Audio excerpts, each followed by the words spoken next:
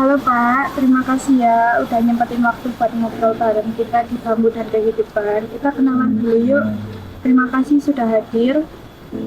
Bapak bisa perkenalkan terlebih dahulu? Nama saya lengkap itu Samingun, gitu ya. Istri 1, anak 2. Ya. Terus saya di pasar, jadi pertama kali saya dijadikan koordinator parkir. Nah, setelah itu saya digeser jadi koordinator perlengkapan. Karena saya ditunjuk jadi koordinator pasar, sehari-hari saya cuma ngecek kalau ada yang rusak, saya dandani apa ya? Perbaiki. Diperbaiki seperti lincah, tempat cucian, terus apa ya? Meja, tempat duduk, ayunan, gitu. Banyak sekali yang saya kerjakan termasuk di pasar Papringan itu. Tapi saya memang tugasnya di perlengkapan. Kalau nama saya Joko. Saya kebetulan di pasar Papringan ini sebagai koordinator pasar. Udah. Saya warga kampung sini, Adipron. Terus sehari-hari ngapain aja Pak? Kalau untuk keseharian saya bekerja di salah satu perusahaan. Sejak kapan mulai terlibat sebagai koordinator pasar? Kalau saya sendiri dari awal pasar Papringan ini dirintis ya bersama Pak Sam ini. Pak Sam sendiri dia sebagai koordinator perlengkapan, terus saya koordinator pasar gelaran untuk gelaran pasar itu. Nah, sebelumnya pasar Papringan serami dan sekeren sekarang, dulu suasananya seperti apa sih Pak? Apa saja yang berubah setelah pasar ini ada? Jadi sebelum kita buat pasar, tempat ini memang dulu juga pernah jadi tempat kayak bermain untuk anak-anak kampung sini. Jadi di sini itu dulu pernah jadi area sepak bola, untuk mainan sepak bola. Terus di area playground itu sendiri juga dulu itu jadi lapangan bola voli dulu. Jadi warga sini kalau olahraga di sana. Terus karena terus berjalannya waktu itu kayak olahraga bola voli sendiri, kebetulan kok tempatnya itu pindah lapangan terus nggak kepake.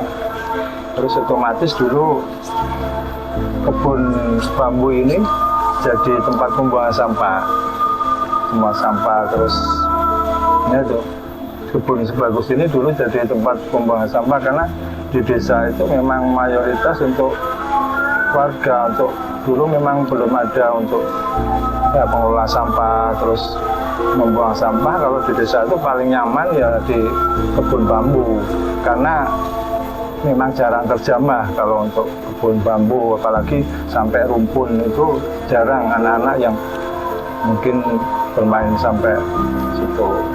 Mungkin itu ya Pak Sam, mungkin Pak Sam bisa nambahi dulu Ya, gini. Jadi pasar itu mungkin tempat apa? Sebelum jadi pasar itu kan dulu memang kalau di desa ini mainnya cuma yang pelorotan, kadang-kadang pelorotan di tanah itu. Karena kebanyakan anak-anak mainan seperti itu kan hujan-hujanan ya dulu, ya kan? Hujan-hujanan terus pelorotan di tanah, bergelut sama tanah. Sebenarnya seperti itu dulu itu, dan mainan-mainan itu mainan lokal itu seperti di sini kan banyak banget yang nama mainan pakai gelejekan. Jalan ini ya, jalan ini buat di jalan. Dari sana sampai kali itu jalan itu loh mainan gelejekan. Dulu seperti kayak itu. Mobil-mobilan itu tapi bisa dinaikin. Lah, yang sebelah situ biasanya buat tempat mainan sepak bola itu yang area 2. Dulu area 2 itu buat sepak bola. Kalau yang playground memang dulu buat lapangan voli. Tapi dulu kadang-kadang ya jalan, kadang-kadang nggak jalan gitu. Akhirnya sama orang yang punya itu dibuat batu bata itu loh, digeduk Nah, setelah digeduk itu akhirnya kan macet. Lapangan voli dipindah di tempat sana. Tanah Bengkok Itu kita minta ke Kelurahan. Nah, akhirnya itu dulu tuh itu kan berlubang-lubang. Nah, berlubang-lubang akhirnya pembuangan sampah di wilayah itu banyak yang buang di situ. Apa saja yang berubah sejak ada pasar papling? Nah, itu dulu kan semuanya petani, tidak ada yang namanya jualan, itu tidak ada lah. Itu dengan adanya pasar Paplingang, terus ibu-ibu kan jadi lapak di sini, jualan kuliner, nah, terus dapat penghasilan, walaupun penghasilan itu ya Nggak banyak, tapi nggak banyak lah, membantu lah. tapi membantu. Yang jelas untuk perubahannya banyak. Untuk perubahannya dari, ya mungkin dari segi positifnya lah.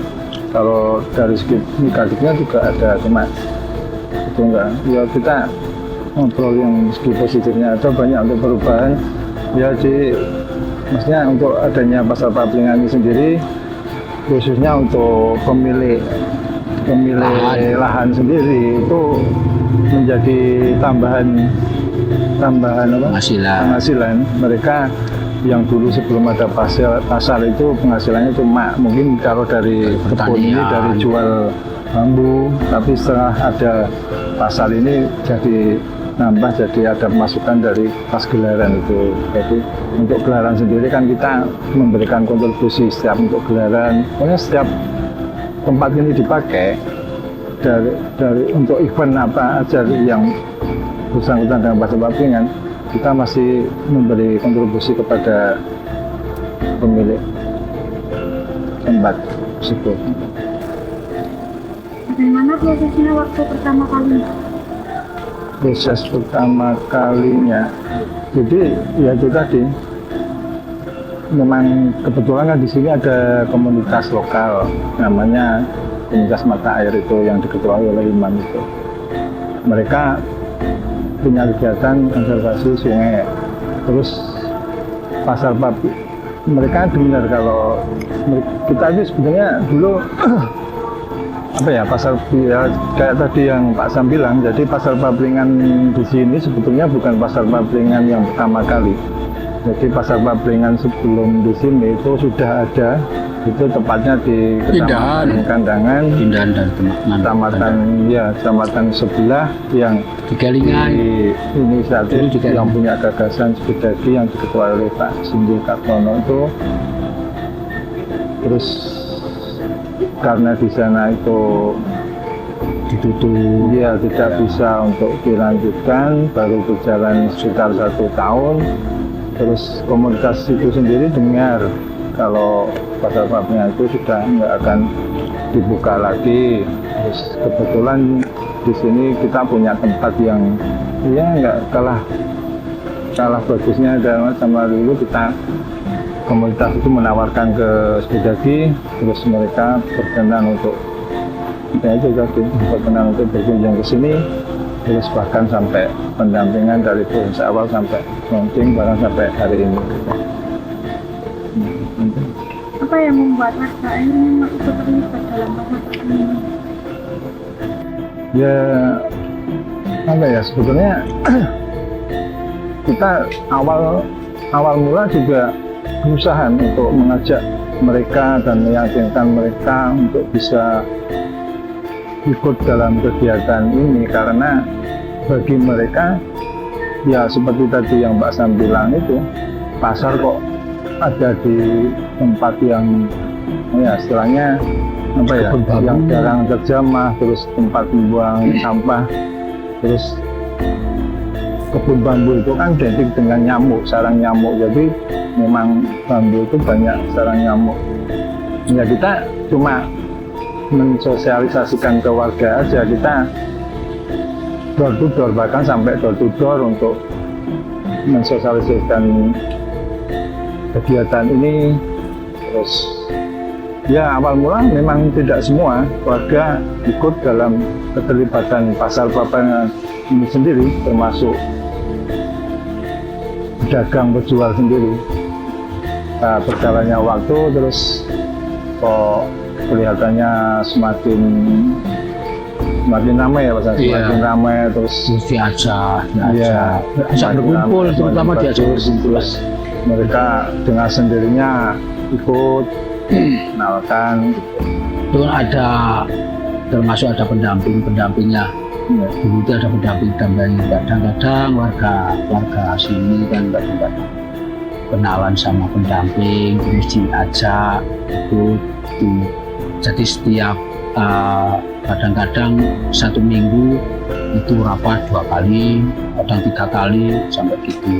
Ya akhirnya seperti warga itu dia punya keyakinan saya mau ikut termasuk jadi lapak atau dia dagang di pasar papringan itu jadi karena dia punya keyakinan seperti itu, karena diajak terus rapat-rapat terus berkumpul ya omong-omongan seperti itu, nah, akhirnya dia itu merasa apa ya, punya keyakinan tinggi lah seperti itu awal. Salah satu yang bikin pasar papringan didakan karena semua serba bambu ya. Nah, menurut Bapak, kenapa bambu yang dipilih jadi simbol utama pasar ini? Kalau setahu saya kalau di bambu itu termasuk teduh pertama. Yang keduanya itu memang tidak ada yang namanya ranting besar kadang-kadang. Dan bambu itu kuat. Karena bambu itu kuat lenturnya, kadang-kadang ada angin, ada apa berbahaya itu aman. Ya banyak amannya gitu, banyak amannya. Ya memang ada bambu ranting kadang-kadang jatuh pas pasaran itu ada juga. Tapi kan kalau bambu itu rantingnya kan kecil-kecil itu, jadi ya tidak berbahaya bambu. Karena kekuatan bambu memang luar biasa. Karena lentur ya, tidak ada bambu itu yang putusin langsung jatuh, kadang-kadang teklek gitu, seperti itu kenyamanannya. Nah terus karena teduh ya, karena mungkin karena memang kegiatan ini berada di bawah pohon bambu, berarti bambu ya itu, jadi kita bikin bambu itu sebagai ikon karena kegiatan kita memang di bawah kebun bambu. Terutama gini kok, karena Pak Singgi itu kan punya produk Bambu dari bambu juga, ya. Itu ini penemuan kan ya dari sepeda gian ya, itu jadi Pak Singgi punya produk bambu yang namanya sepeda bambu kan, sepeda bambu. Nah itu ya Pak Singgi itu akan apa ya, termasuk bambu itu nilainya kan rendah. Nah, bisa jadi nilainya tinggi. Nah itu seperti itu. Edukasi tentang bambu Di bambu itu. Apakah bambu memang sudah jadi bagian dari kehidupan warga sini sejak dulu? Iya. Tadi seperti yang saya ceritakan itu, zaman dulu dari lahir aja kita sudah dikenalkan dengan manfaat bambu, terus sampai meninggal, terus rumah-rumah sendiri dulu kita pakai material bambu. Untuk buat rumah itu kita pakai material bambu karena memang material bambu itu sangat murah untuk di desa, dan hampir semua semua warga itu ada lah sedikit barang bambu itu pasti punya. Dan bambu itu gini, jadi kalau banyak ada tanaman bambu itu biasanya bisa menampung air itu bambu. Setiap ros kadang-kadang punya air lah. Kadang-kadang di sini ada sumber kan, lah sumber itu kalau musim kemarau kok di atasnya ada tanaman bambu, pasti itu enggak mati sumber itu karena ada tampungan, termasuk air itu yang Penyerapan. ya itu ada tampungan biasanya seperti itu kalau Balik lagi ke pengalaman pribadi nih. Bapak Bapak, apa tantangan paling berat selama jadi koordinator pasar ini? Kalau saya sebagai koordinator gelaran pasar itu paling terberat ya meyakinkan para pelapak untuk bisa tetap semangat untuk selalu setiap gelaran itu ikut berjualan, karena memang mereka untuk jualannya sendiri itu mereka modal sendiri murni memang modal sendiri. Kita takutnya juga kalau sampai pengunjung itu tidak ada, kita juga merasa bersalah, karena memang kita sendiri juga untuk meyakinkan setiap gelaran itu akan yang mereka jual itu habis, itu kita tidak mungkin cuma berapa persen itu aja. Jadi yang paling berat ya itulah untuk meyakinkan warga itu tetap untuk berjualan terus tetap semangat. Apa momen paling berkesan selama mengelola pasar? Paling berkesan itu kalau saya banyak temennya, banyak saudaranya, itu ya kesan banget. Terus yang pasti ya awal proses ya. Jadi awal proses bisa pasar Papringan ini bisa dibuka itu momen paling berkesan dari awal itu, dari kita meeting itu dulu. Kita bahkan dulu itu awal mula sampai tidak yakin apakah pasar ini sendiri akan bisa kita buka, karena memang dulu terus terang kita terkendala dari dana. Jadi memang pasar Papringan sendiri ini kan dulu mandiri dengan dana itu memang dari nol dulu kita. Jadi kita hampir 6 bulan ya Pak Sam, 6 bulan itu kita cuma ngobrol rapat sampai ke area ini sendiri belum kita jamah. Kita mulai mapping untuk area pasar Papringan ini sendiri, seingat saya itu sudah berjalan 3 bulan dari awal kita rancang sama Sekudagi itu. Apa yang membuat Bapak pribadi tetap semangat menjalankan pasar ini? Ya senang aja, senang melihat warga Kampung Adiprono ini bisa mendapat tambahan khususnya untuk pendapatannya, terus walaupun tidak membuat mereka kaya, tapi ada perputaran keuangan di desa kami ini yang memang mayoritas penduduk warga sini petani. Jadi untuk petani sendiri kan perputaran uang itu nunggu hasil panen. Hasil panen itu paling cepat aja, mungkin paling cepat 2 bulan 3 bulan ya Pak. Untuk hasil bisa ada perputaran uang dengan adanya pasar ini kan ada setiap kita buka kita pakai hitungan Jawa. Jadi 35 hari, dalam waktu 35 hari, kalau di hitungan Jawa kan 1 bulan itu 35 hari, itu kita buka gelaran 2 kali. Nah dalam 35 hari itu ada 2 kali transaksi perputaran uang, otomatis kan itu bisa menambah income untuk warga Dusun Adiprono ini. Apa dampak yang paling dirasakan oleh warga saat pasar ini?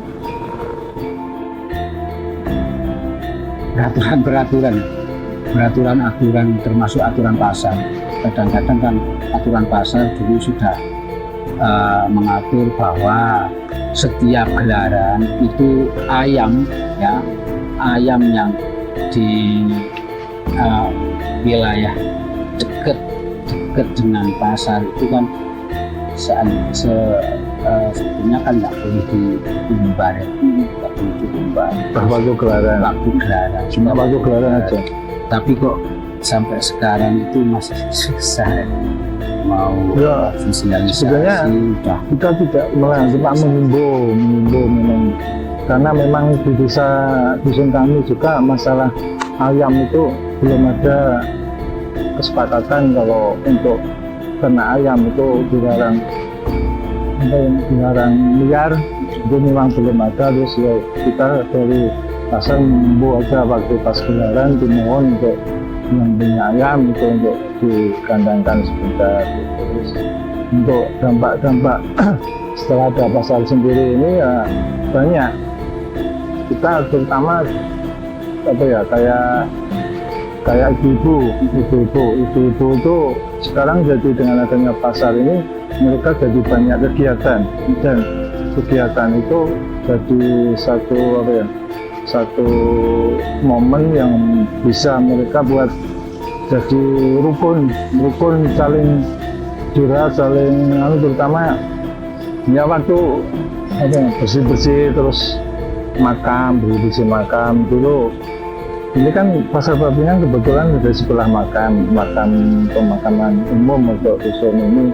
Jadi sebelum ada pasar ini makam itu dibersihkan ya paling dalam satu itu pas malam Jumat ya bahkan malam Jumat, dan itu mungkin tidak semua, tapi setelah adanya pasar ini jadi ibu-ibu itu kompak untuk berziarah ke makam, terus itu untuk banyak kegiatan kebersamaan lah.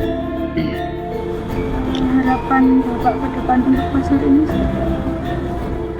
Harapannya ya mudah-mudahan pasar ini terus bisa kita buka dan untuk pengunjungnya sendiri semakin ramai. Terus harapannya untuk pengunjung yang mungkin sudah sampai sini juga mereka akan datang ke sini lagi. Terus ya untuk warga dusunnya sendiri harapannya semakin rukun dan tetap semangat. Kalau harapan saya gini, dengan adanya pasar sekarang ini kan termasuk kerukunan dan itu bisa menjamah termasuk di pertanian. Jadi yang dijual di pasar Papringan itu hasil dari petani itu loh. Nah itulah kalau saya harapan seperti itu. Jadi orang sini kalau bisa yang dijual di pasar ini produk dari pertanian sendiri, seperti itu. Jadi ya itulah. Iya, memang itu juga salah satu dari program pasar Papringan sendiri sebetulnya untuk bahan baku yang bisa kita jual di pasar itu memang dari hasil tani kita sendiri gitu. Karena memang itu juga membutuhkan waktu yang lama, mungkin ya belum kadang kelompok tani kan di sini ada juga kelompok tani, tapi kan kurang aktif itu loh, jadi ya belum tersentuh di situ. Menurut Bapak, kenapa penting untuk menjaga pasar ini tetap hidup? Ya, ini gimana ya? Ini pasar ini dengan pasar kan banyak dampak yang positif yang bisa dirasakan warga Dusun Adidono sendiri. Jadi sangat sayang kalau pasar ini sampai berhenti dengan susah payah dulu kita dari awal yang merintis sampai mungkin kita untuk meyakinkan warga itu sangat susah kok. Terus ya memang ya yang pasti dampak yang kita rasakan dampak untuk positif untuk warga itu sangat banyak. Terima kasih sudah mendengarkan episode perdana kami. Dari percakapan ini kita belajar bahwa bambu bukan sekadar tanaman, tetapi juga bisa dijadikan simbol semangat, kekuatan dan kebersamaan warga desa. Sampai jumpa di Bambu dan Kehidupan berikutnya.